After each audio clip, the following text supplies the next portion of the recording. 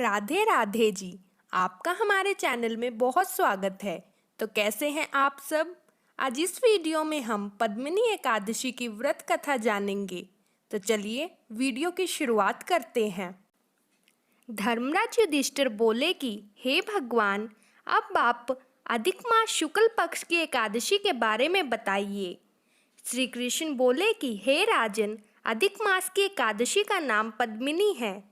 इस एकादशी के व्रत से मनुष्य विष्णु लोक को जाता है। हे राजन, इस विधि को मैंने सबसे प्रथम नारद जी से कहा था। आप ध्यान पूर्वक श्रवण कीजिए। त्रेता युग में महिष्मति नाम की नगरी में उपकीर्ति वीर्य राजा राज्य करता था। उस राजा के 100 स्त्रियां थीं। उसमें से किसी के भी राज्य भार लेने वाला योग्य पुत्र नहीं था। उस राजा ने पुत्र की प्राप्ति के लिए यज्ञ किए, परंतु सब असफल रहे। अंत में वह तप के द्वारा ही सिद्धियों को प्राप्त जानकर तपस्या करने के लिए वन को चला गया। उसकी स्त्री हरिश्चंद्र की पुत्री प्रमदा वस्त्राभूषणों को त्याग कर अपने पति के साथ गंधमादन पर्वत पर चली गई। उस स्थान पर इन लोगों ने 10 सहस्त्र वर्ष तक तपस्या की, परंतु सिद्धि प्राप्त न हो सकी।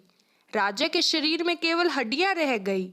यह देखकर प्रमदा ने विनय सहित महासती अनुसुईया से पूछा कि मेरे पति को तपस्या करते हुए 10 सहस्त्र वर्ष बीत गए, परंतु अभी तक भगवान प्रसन्न नहीं हुए हैं जिससे मुझे पुत्र प्राप्त हो सके।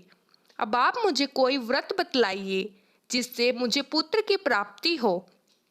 इस पर अनुसुईया जी बोली कि अधिक मास जो कि 32 महीने बाद आता है, उनमें 2 एकादशी होती है, जिसमें शुक्ल पक्ष की एकादशी का नाम पद्मिनी और कृष्ण पक्ष की एकादशी का नाम परमा है। उसके जागरण और व्रत करने से भगवान तुम्हें अवश्य ही पुत्र देंगे। इसके पश्चात अनुसुईया जी ने व्रत की विधि बतलाई। रानी ने अनुसुईया की बतलाई हुई विधि के अनुसार एकादशी का व्रत और रात्रि में जागरण किया। इससे भगवान विष्णु अत्यंत प्रसन्न हुए और वरदान मांगने के लिए कहा। रानी इस पर भगवान की स्तुति करने लगी। रानी ने कहा कि आप यह वरदान मेरे पति को दीजिए।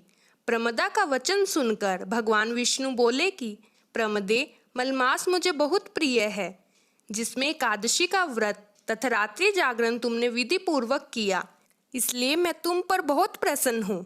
इतना कहकर भगवान विष्णु राजा से बोले कि हे राजन, तुम अपनी इच्छा के अनुसार वर मांगो, क्योंकि तुम्हारी स्त्री ने मुझको प्रसन्न किया है। भगवान की सुंदर वाणी को सुनकर राजा बोला कि हे भगवान, आप मुझे सबसे श्रेष्ठ, सबके द्वारा पूजित तथा आपके अतिरिक्त देव, दानव, मनुष्य आदि से अजय उत्तम पुत्र दीजिए।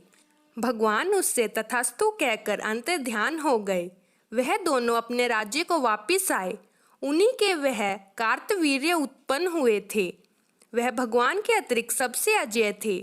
इसी से उन्होंने रावण को जीत लिया था। यह सब पद्मिनी के व्रत का प्रभाव था। भगवान बोले कि हे राजन, यह मैंने अधिक मास की शुक्ल पक्ष के एकादशी व्रत का कहा है। जो मनुष्य इस व्रत को करता है वह विष्णु लोक को जाता है। हम आशा करते हैं कि हमारी यह वीडियो आपके लिए मददगार होगी। तो कृपया हमारे चैनल को सब्सक्राइब करें, उसके बगल में बनी घंटी को ज़रूर दबाएं। और अगर आपको हमारी वीडियो में कोई कमी महसूस होती है तो हमें कमेंट्स में लिखकर ज़रूर बताएं। धन्यवाद।